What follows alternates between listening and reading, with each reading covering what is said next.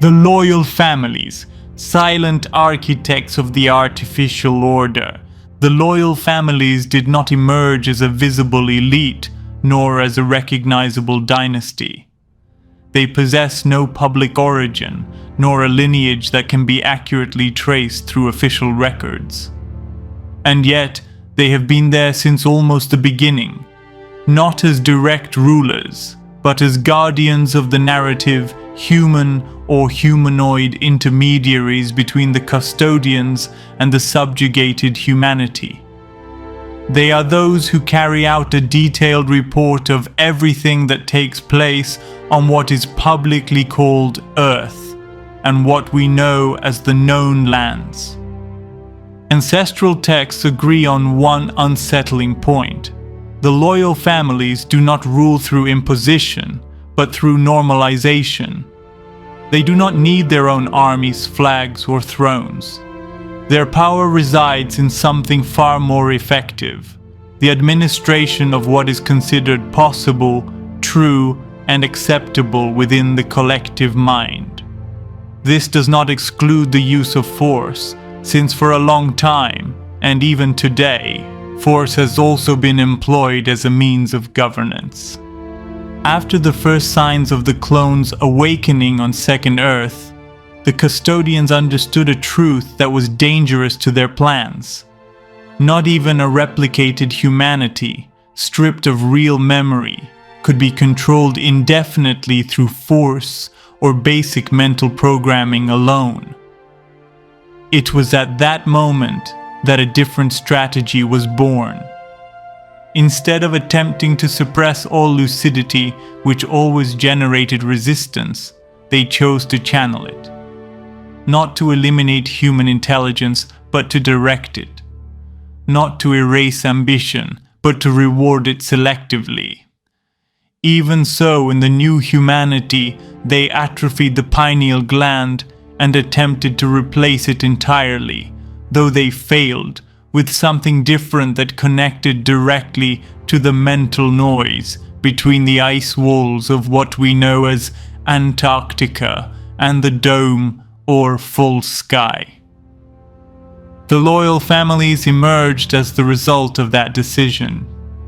Some texts suggest that their first members were stabilized clones, refined versions from Second Earth, stripped of awakening errors, reprogrammed with absolute loyalty to the system, and later inserted into the known lands before and after the reset of 1728.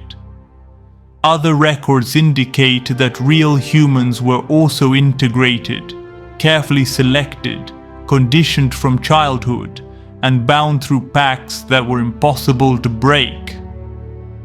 We therefore assume that it was a mixture of both, although the largest group consists of ancient human replicas that were relocated. At this point, biological origin did not matter. Function did.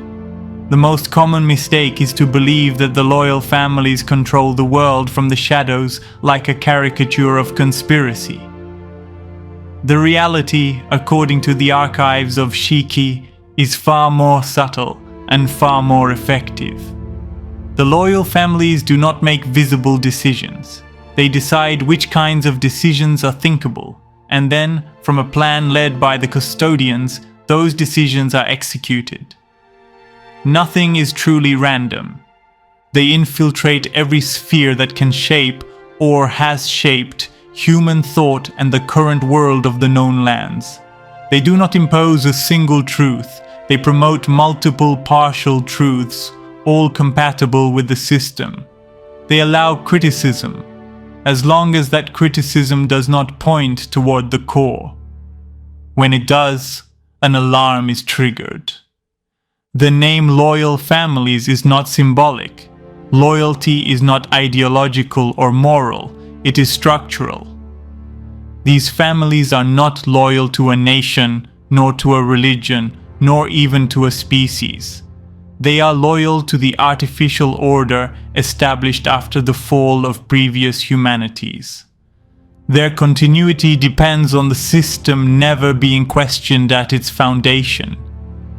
the existence of walls, domes, forbidden lands, and a humanity fragmented from its origin. To ensure that loyalty, the custodians employed several mechanisms. Hereditary privileges transmitted not only as wealth, but as access to fragmented information. Genetic protection through invisible corrections that ensure physical and mental stability. Cognitive isolation, preventing even the highest members from understanding the system in its entirety. No one sees the full board, thus each family believes it serves a greater good, without ever truly understanding what that good is, or understanding that what they are doing is wrong, but valuing sustained privileges as more important. If there is a central mission of the loyal families, it is clearly to prevent true human unity. Not through open chaos, but through constant fragmentation. They divide by ideology, identity, beliefs, science, politics, spirituality. They allow all currents to exist, always in conflict with one another.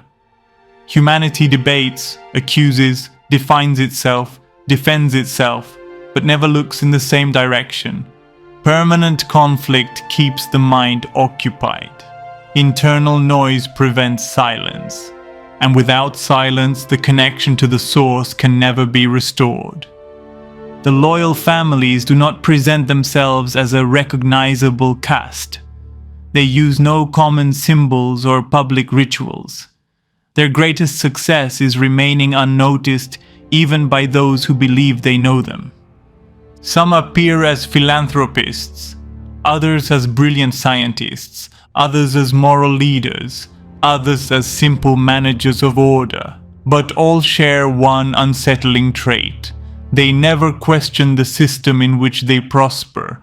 When something threatens the core, when someone speaks of forbidden lands, domes, resets, ancestral memory, they do not attack head-on. They ridicule, they divert, they saturate, they reframe. As long as that remains effective, they do not escalate. If it ceases to be effective, they move to the next level.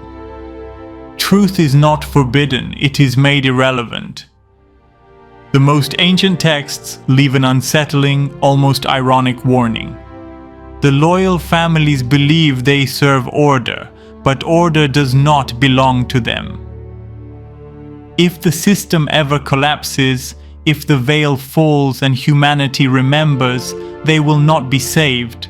They will be discarded, as so many tools have been before. Because to the custodians, loyalty is only valuable as long as it is useful.